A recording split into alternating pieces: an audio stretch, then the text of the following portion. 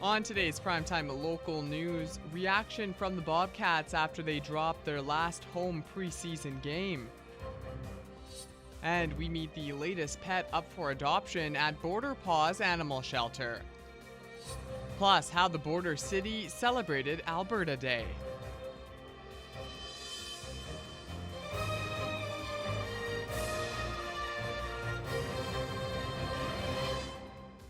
Prime Time Local News, serving the Lakeland and Midwest regions.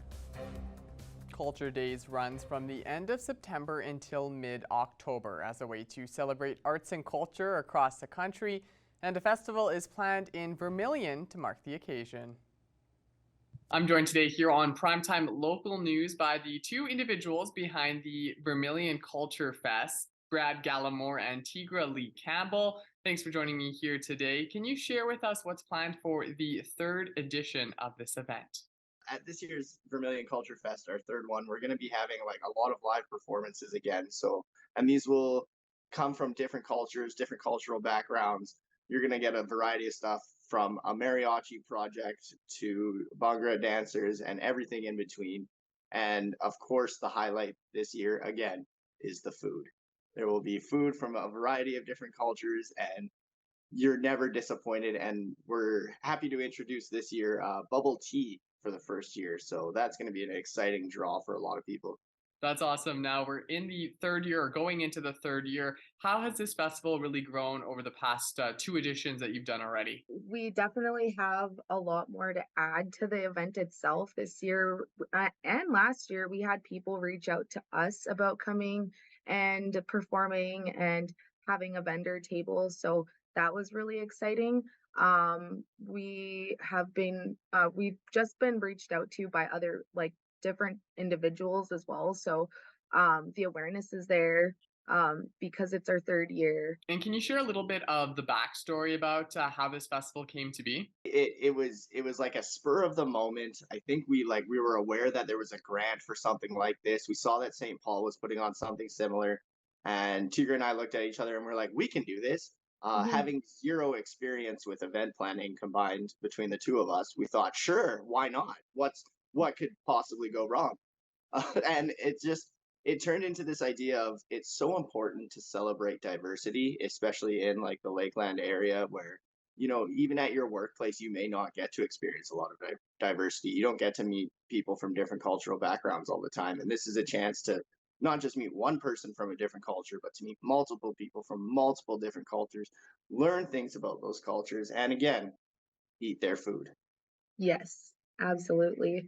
It is. And yeah, just exactly like Brad said, it's celebrating our differences and celebrating our like backgrounds and our uniqueness to one another. So I feel like the Lakeland region is diverse, it is multicultural, and this is a great way to learn about each other and to get to know each other. And like Brad has also said, eat good food. I, for one, know that the food will be probably one of the biggest hits of the festival. Things kick off on the 23rd and continue on the 24th. Where will the festival be taking place? It will be at the Vermilion Curling Rink again for the third year in a row. They like us for some reason, so they keep letting us come back and use the space. So it's a nice big open space. You get the vendors on one side, and then you have the stage and the performers on another, and then the food trucks just out the door, and it's like a perfect space. So that's at the Vermilion Curling Rink in Vermilion. Weird. At 5510 College Drive. You turn left at the first light. You can't miss us. There's only 3 lights. You can't go too far, so that's kind of convenient. Now, if someone out there is looking to take part in this event as a vendor, is there still time for them? Absolutely. We are still looking for vendors, performers, Brad. Yeah, we could always use an extra performer or two, and we do pay our performers. So before anybody asks us for that, we do compensate, and there's no charge for vendors. And even if there's like a community program or a community service that just wants to have a table with some information, also free of charge. And we are very inviting to that idea. We already have a couple of groups that fall under that category coming out. So the more the merrier. That's amazing. Sounds like it's going to be a great event once again. Lastly, before we go, how can people get in touch with you? We do have a social media page dedicated to Vermilion Culture Fest, so you can search that on Facebook. It's just called Vermilion Culture Fest. And if anyone does want to sign up as a vendor or a performer, they can always message that page.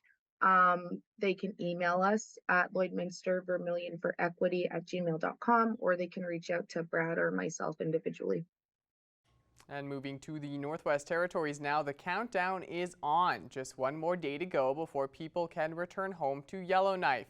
20,000 people were forced out of the city 3 weeks ago and have been living out of their suitcases ever since. Workers in grocery stores, pharmacies, taxi drivers, and daycare providers are on their way back to the city ahead of the September 6th return date. Authorities say Highway 1 between Alberta and the Territory is safe to travel because the threat of fire is very low. And moving on to BC, unfavorable conditions over the long weekend caused some of the active wildfires up there to flare up. For some time, we're going to have dry conditions, later summer conditions into September, mid-20s, high 20s potentially. Hot temperatures and strong winds led to increased fire activity. The McDonald Creek wildfire in the Okanagan region is now about 137 square kilometers, and hundreds of properties remain under evacuation order in West Kelowna. More than 400 fires are burning in the province right now, with more than 200 that are considered out of control. Well, it's time now for us to take a look at our local weather. Shelby Clark is here, and very chilly day start to the week, hey? Start to the short week, I guess. Yeah, of course. And I was just thinking when you were just reading that story there, how awful that must be going through all those wildfires right now. So I guess we can't really complain over here, right? Yeah. You know, we are, they're very unlucky over there. So hopefully everybody's being safe, but we are seeing a much chillier week than what we kind of would want, I'd say. I know we are kind of moving into September, but the leaves are going to start changing colors soon. Yeah. We get the temperature coming in. Yeah, and I think a lot of people are still excited for the fall season. Got lots of fall lovers out there. You know, like you said, the leaves are changing. The colors are my favorite part, maybe not so much the weather. I agree, and of course you got all the nice Starbucks drinks. Oh, out yeah. there. Are you a pumpkin spice latte kind of gal? Yeah, maybe I'll get involved. Yeah, maybe I'll get involved. But yeah, I think that there is a lot of fall season lovers out there. So it's always nice to see that we are slowly moving into that season. But I know a lot of us would still like to enjoy some of those nice hot temperatures still. But we are going to be seeing kind of a cool week for this week. Starting off for the short week, we are just sitting at 16 here in the border city. Mixture of some sun and clouds. So, you know, it was feeling quite cool outside, but we have been seeing a lot of sun peeking behind those clouds throughout the day. So I still think it was quite beautiful. It was more of like a light jacket kind of day today. Switching over to temperatures across the region for Alberta and Saskatchewan. On the Alberta side, most spots are matching with us here in the border city. Most are actually just sitting at 14 degrees on our Alberta side. And then we have a few that are just at 16, matching with us a little bit more here in the border city. And then we have one at 17 down in Provost. And then up in Lac La Biche, slightly cooler, just at 13 degrees. So we all are just sitting at those mid-teen temperatures on our Alberta side. So we have cooled down quite a bit from what we have been seeing last week. Going over to our Saskatchewan side, they are matching with us with those conditions. They are kind of sitting at those mid-teen temperatures. Most are just sitting at 15 to 16 degrees. And we go a bit lower down to Macklin and North Battleford, and they are seeing the warmest conditions there now, just sitting at 17. North Battleford will be going down to a low of 7, so we will be cooling down quite a bit for our evening low temperatures. We probably won't be expecting to see those double digits in our surrounding area for our evening lows anymore. They will be seeing that low of 7 for tonight, so very cool compared to what they are used to, and they are seeing a rounded 90% chance of some showers later on in the evening. So it will be quite a nasty kind of condition for tonight for North Battleford, but at least, you know, they will be seeing a little bit of precipitation there. Then for their Wednesday midweek, they will be looking at a daytime high of 20 degrees, so a beautiful day indeed, kind of a step up from what they saw today, and they are expecting a day filled of mixture of some sun and clouds, so it should be beautiful for North Battleford tomorrow. Cold Lake will be going down to that low of 8, so they also will be looking at that single digit for tonight, cooling down quite a bit. They are expecting an evening full of rain, periods of rainfall throughout the evening, so lots of precipitation expected in Cold Lake tonight. Then for their Wednesday, they'll be looking at a daytime high of 16, so kind of matching with the same conditions as what they saw today, with a mixture of some sun and clouds. So a beautiful Wednesday, still kind of a light jacket kind of day, but I think, you know, there's some nice fashion out there, so might as well get involved. For us here in the border city, we also will be cooling down to a low of 7. So that single digit, we will be cooling down by quite a bit. We are expecting more of a breezy evening, and we are expecting a high chance of some showers later on. So make sure you still have your umbrellas ready. We kind of had that for a bit for the past couple weeks. And then we will be looking at a daytime high of 18 for our Wednesday, so just a couple digits off from that 20-degree mark, so we should be seeing a beautiful day for our Wednesday tomorrow. And ending off with a look at some of our weather photo submissions, and by submissions, I mean some that I saw this weekend at my lake spot from my dear friend Noah Colmer. Gorgeous shots, some northern light shots, love to see it. It was so amazing. Hopefully other people got a chance to catch this on Friday night. I'm pretty sure it was, as we headed into Saturday. So we got some gorgeous shots here, and it's the last one from Noah. So thank you so much. That's all I have for now for First Look, your weather forecast. Stay with us. After the break, we have reaction after a tough loss from the Lloydminster Bobcats.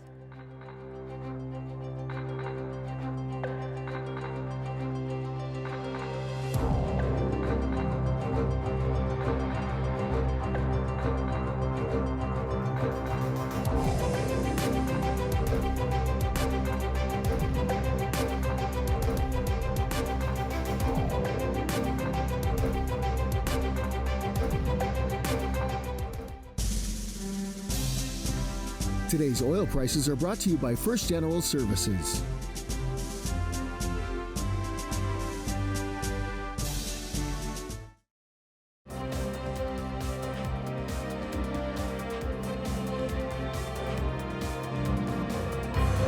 Alberta Health Services has declared an E. coli outbreak at 6 Alberta daycares and other sites that share a central kitchen. CTV's Austin Lee is standing by with the latest. Austin? I can tell you that it is quite a serious E. coli breakout here.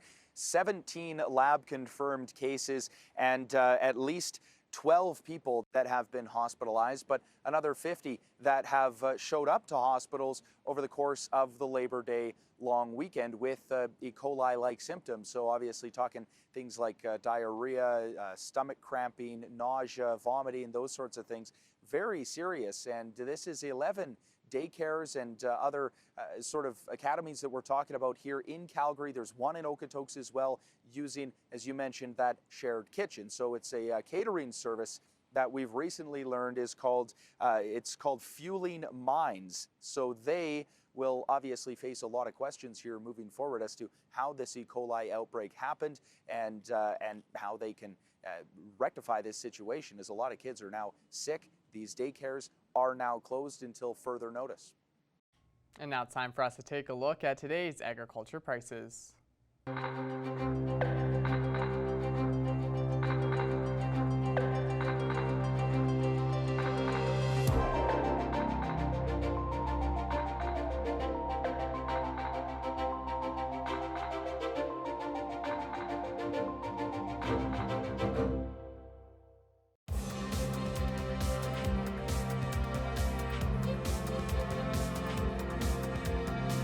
As we move to sports, the Lloydminster Bobcats played their last preseason home game on Labor Day. Our Thomas Wildman has a breakdown.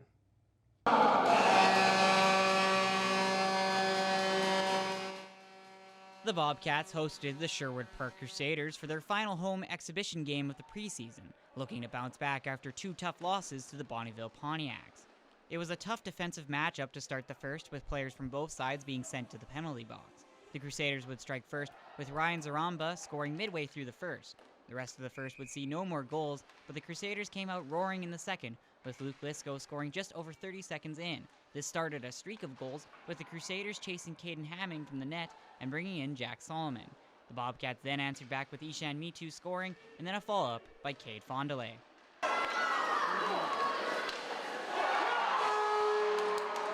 The Crusaders would have a strong finish with 4 more goals in the third, 2 on the power play and 1 shorthanded, ending with a 9-2 Crusaders victory. I mean, defensively, we got to clean up a lot of things, stick position, but I'm not going to throw anybody under the bus here. Like it's one of those things where we as a group have to be better, and we will be. We're going to keep working. We got a real good group of kids in that room that I believe in. And you know, we've got some exciting young prospects here too, and unfortunately things haven't gone our way thus far, but you know, we're not throwing in the towel. We're going to be a hard-working team, and we start in the regular season, and we're going to keep working to get better and better and better until we get to that point. But at the end of the day, it's I'm in it with the players, and so is Jeff, and you know, we're going to keep getting better as a group. The Bobcats finish off the preseason with a pair of games in Fort McMurray against the Oil Barons this weekend. Thomas Wildman, Primetime, local news. And of course, we wish the Bobcats the best of luck as they take on Fort McMurray in the coming days. But now it's time for us to take a look at weather. Let's head over to Shelby Clark.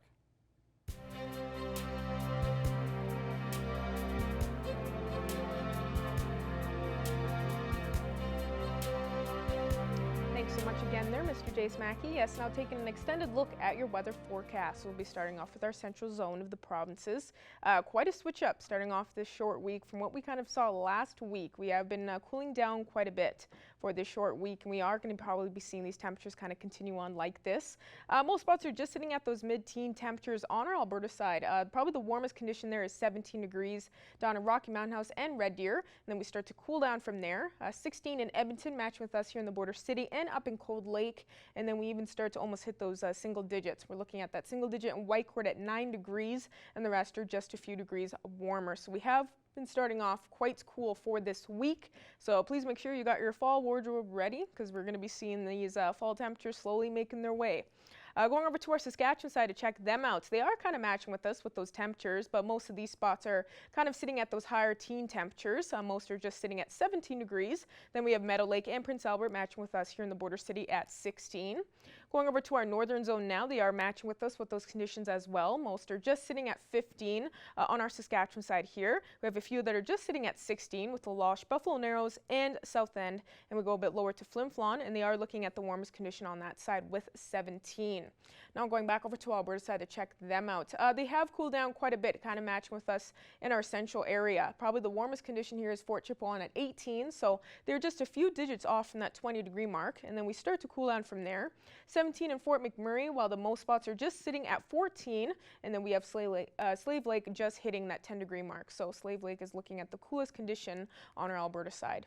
Going over to our southern zone, they haven't quite got the memo. They are still looking quite warm starting off this short week here. Most spots even just sitting at those mid-20s, looking at 21 in Calgary, while Lethbridge and Medicine Hat at 23 and 24. So still looking at some beautiful conditions in those areas. Then we have Coronation at 19, so they're just under that 20-degree mark, so they haven't quite warmed up past it. And then over in Banff, looking probably the coolest at 11. So Banff is starting off quite cool, matching with us a little bit more of what we're seeing in our central and northern zone. Going over to our Saskatchewan side, they are kind of matching with the rest of the Saskatchewan sides we've been looking at in our central and our northern. So they haven't been quite reaching that 20-degree mark either. Estevan is looking at the warmest condition there at 18 degrees. Most are just sitting at 17. And then we have Moose Jaw and Regina at 16. So very popular trend right now. Most spots are now just kind of sitting at those mid-teen temperatures. So we are kind of moving into those fall temperatures. Maybe we'll see it switch up, hopefully. Looking at some overnight evening lows expected for tonight on this list in our surrounding area. We will be cooling down quite a bit for tonight. We're used to those double digits last week from what we saw, but now starting off this week, we will be looking at a very cool night in most of these areas. A low of 8 expected in most, with Bonnyville, Isle of Cross, and Paradise Hill, and a low of 7 expected for Meadow Lake tonight, and Provost will be expecting a low of 6. So we will be cooling down quite a bit with those single digits, and most of these spots will be seeing a high chance of some precipitation later on in the evening. So we are going to be seeing some lots of rainfall across our surrounding area for tonight, so be prepared. Looking at our hourly forecast for our Wednesday here in the border city, we won't be warming up by too much from what we saw today. We will be kind of seeing another cool day, starting off in the morning around that 12-degree mark, so quite cool. And then we will be kind of reaching in our mid-afternoon for our daytime high, 17, 18 degrees. So we will be getting kind of closer to that 20-degree mark, but still kind of matching with the conditions with what we saw today. And as we go past our Wednesday, we will start to slightly warm up. So it's nice to see on the 7-day forecast here. We'll be looking at 19 on Thursday, and then even reaching past that 20-degree mark on Friday as we head into the weekend, which is just in time. We should be seeing some beautiful conditions for the weekend indeed. Some sunnier days for 22 on both Saturday and Sunday, and then hopefully next week we'll be starting off at that 23-degree mark and hopefully seeing that continue on to the rest of next week. That's all I have for now. RJ Smack, you will have our news coming up after the break.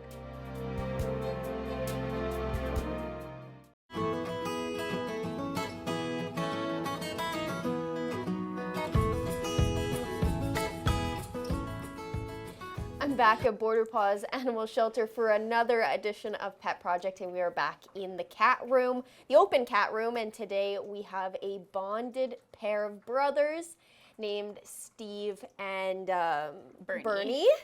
And this one here is Steve, the light-colored hair one, and then Bernie is on an adventure somewhere in this room, and he's a little bit of a darker shade of orange. So tell me a little bit about how they came to the shelter and, you know, the process of them being a bonded pair. So these guys were brought in. They're actually brothers. So we would like to adopt them out together. And we have noticed that they prefer to be in a home without dogs. They really like other cats, and they're happy together. They're pretty laid back. They like to just lounge. They love attention, but they're not really needy cats. They're more like they like attention on their own terms. So they're a nice, chill couple of cats if that's what you're looking for, but still very friendly. Yes, for sure. You know, just seeing them interact with the other cats, they seem to like it, except when Steve is chilling. No other cats can come up here. But no, they seem very, very friendly, and they do seem to get along really well with the other cats in here, which is really nice to see. And, you know, just being in a cat home is perfectly okay too, and especially if they're good with kids. So you'd recommend that really any age range of kids? Yeah, they seem to be calm enough that they would enjoy a home with kids. Not as playful as a kitten, but honestly, sometimes that's nice. I prefer the older cats so that they're a little more laid back and not getting into everything. But really nice cats. As you can see, he's just hanging out. He left and came back, even went for a little stroll and came back to his spot. So. Now, this isn't the first time that we've had bonded pairs on Pet Project. Tell me a little bit about how that process works if somebody is interested in the two of them. So if you wanted to adopt them, we really try to send them out together.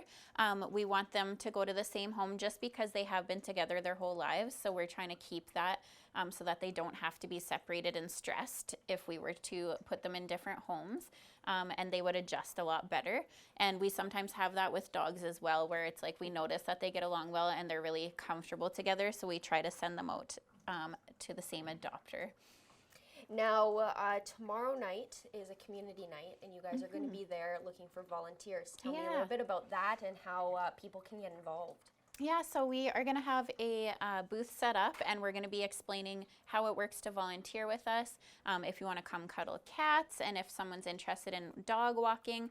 We also have the Dogs Day Out program where you can come pick out a dog, take it for the afternoon, take it for a walk at Bud Miller, take it to buy some treats, and bring it back so that they get a little break from the shelter environment, which is awesome. So our staff will be sitting at the Service Sports Center with a booth and just kind of handing out information on our volunteer programs. And hopefully that helps garner some volunteers as well, because that would be really, really great for you guys. Last week we got our first look preview at the back space, because the concrete was laid and the kennels were set up. But now there's even more progress that's been made, and you guys are almost ready to start the full completion of it. So tell me a little bit about that process. We're really excited. So we have the concrete from last week. We have the kennels. Tam and Jay's contracting actually came and put toppers on for us. So now all the kennels have tops, so we don't have to worry about dogs climbing out or anything like that. And then today we had Raptors Picker and Hot Shot services, and they came and moved our sea cans for us and our shed. So now it's beautiful back there. It's all cleared out. It's just kennels. It's clean. And now Tam and Jay's is hoping to start on the grass in the next little while, putting sod down and getting ready for our actual play area in the next week or so. So we're really excited for that. Yes, that is very exciting, especially since, you know, we're getting into colder weather. So it'd be nice to have that completed before, unfortunately, snow starts to fall. And they were super, super quick, and they did a great job with the concrete area. So I can imagine that this won't take any time at all, which is super exciting, because that was just, I think, like the final piece to this building that was missing. So it's very exciting. Yeah, we're pretty pumped for it. Now, since we're into September, your Walk for Paws is coming up in a few weeks, and you have already received some sponsors. Yeah. Tell me a little bit about how that's all coming together and how people can get involved if they want to help out as well. Yeah, so we've sent out some letters for sponsorship. If anyone's interested, you can contact us and we'll send out information to you. But we currently have a gold sponsor, which is the Lloyd Animal Hospital, so we're so grateful for that. We also have a silver sponsor, which was Classic Oilfield, and they're sponsoring like the cost of our barbecue. And then we're also taking bronze sponsorships if anyone is interested. And on top of that, if you just want to come out and enjoy a day with your dogs with the whole family, you can collect pledges and then you would submit those the day of the walk. And for any pledge over $20, if you need a charity tax receipt, we can do that. You just fill out the forms. And then we're going to have prizes and things for all the participants on site that day and lots of like dog demonstrations and things. So it's going to be a really fun day and nice to be able to include the dogs and the whole family and be able to be outdoors. Yes, for sure, and it's very exciting that this is all starting to come Yeah. together. Talked about it a couple times when it was first announced, so it's now fully coming together, which is very exciting Yeah, to see. exactly.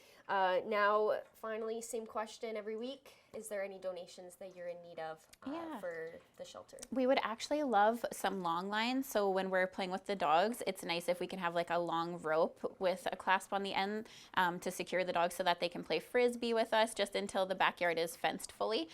So it would be really nice to have that now that we have space out there to be doing that and playing with them. Slip leads are also nice to have, and even like some leash or collar donations. So those are kind of the things we're leaning more towards this week. Awesome. Well, thank you so much for joining me again, Yes, and thank you. hopefully Steve and Bernie find their forever Yeah. home together, and so that they aren't separated.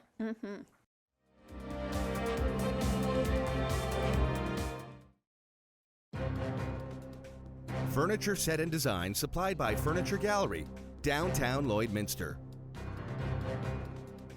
Joining us today for Primetime Local News is author KT Engelhard. Thank you so much for joining us today, Katrina. Thank you so much for having me. Of course, excited to speak, especially with new authors. You were saying before that you are just kind of starting to put out your work, and we're speaking on your newest release called The Wise One. Now, can you kind of explain what this one is all about? So it's an urban fantasy for young adults, and it's about a teenager named McKenna who on her 17th birthday has a nightmare that she's being burned at the stake. And as of then, she finds that her abilities are heightened. She's always felt kind of weird and out of place, but that's when she realizes she's special. And her two dads, Sean and Andre, end up telling her the truth that she wasn't a surrogate. You know, it wasn't like this, like a perfect little fairy tale. It was her mother actually left when she was a baby, and her mother was special as well, and she has all of the answers that she's seeking. So she goes out to Ireland to find them and to hopefully find her birth mother. All right. And this is book one of the Scottish Scrolls series. Now, this sounds very interesting. What can readers expect from the series as a whole? Yeah. So the Ireland Scotland thing. So, well, the second one takes place in Scotland, and Scotland does have a big place in the story. So that is why the Scottish Scrolls are there. I won't say too much about that because it is part of the prophecy and the mystery around that. What they can expect, the first book is very much an enchanting journey across Ireland. So I was there with my husband for my honeymoon, and I completely fell in love with the place. And at the time, I was outlining my book. So all of the folklore I kind of absorbed, and the scenery that's stuck with me, and the amazing people I met along the way, and the culture I sort of fell in love with is all molded and entwined in the magic of the book. So I expect a lot of nature and enchantment and folklore and witchiness, lots of witchiness, and real life historical characters too that are kind of like there in the story. Like I did a lot of research because it was just so fascinating, and they're very much a big part of the story. For instance, a witch that was burned in Kilkenny. It's legendary in that town, and like anyway, that's part of the story as well. So if you love that sort of thing, this is for you. And it reads very, very, I would say, youthful, like in a Harry Potter way, where like a wide range of audiences would enjoy it.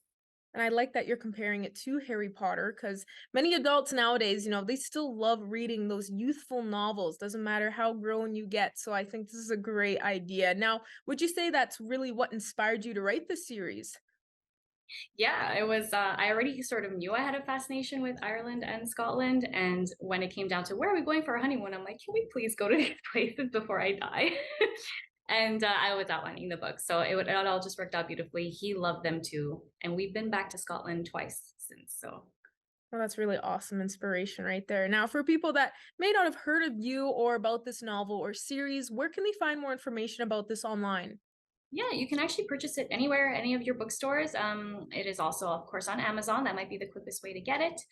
And yeah, if you want more news about it, you can go to my website, ktenglehart.com. You can sign up to my newsletter, follow me on Instagram at kt_englehart, and I'm around and I'll be dropping hints for book 2, which is coming out very soon. I'll let you though. I'll let you like segue into that. I'm sorry.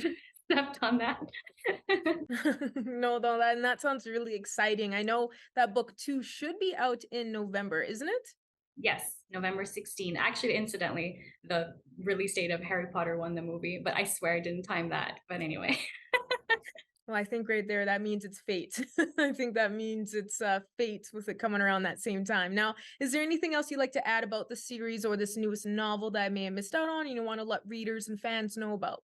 Just enjoy the ride. I've been told it's a really quick, easy read. So I don't know if you're looking for that next series that you want to just escape to. It's very much an escapist type tale, and you want to, connect with your inner teen. This is it. This is the book for you. Perfect, Katrina. I think you're going to see some strong supports, and I'm glad we could speak and help get the word out for any readers here in the border cities. So, once again, thank you so much for joining us today. Thank you so much, Shelby. And before we go tonight, Shelby, Alberta celebrated its 118th birthday over the weekend. Woo! Happy birthday! Happy birthday! And that included a fireworks show in Lloydminster on Saturday. Now, there were events planned across the province, but here in the border city, a crowd braved smoky air at Bud Miller Park for fireworks show, and beforehand there was music at the Vic Juba. Now, Alberta Day marks the day Alberta became a province, and it's also the same day Saskatchewan became a province. Oh, that is so awesome. I wish I would have been here to catch those fireworks. That's absolutely gorgeous. And we'll leave you with the shots of the fireworks as we go. Thank you so much for watching us, and we'll see you back here again tomorrow. Have a good night.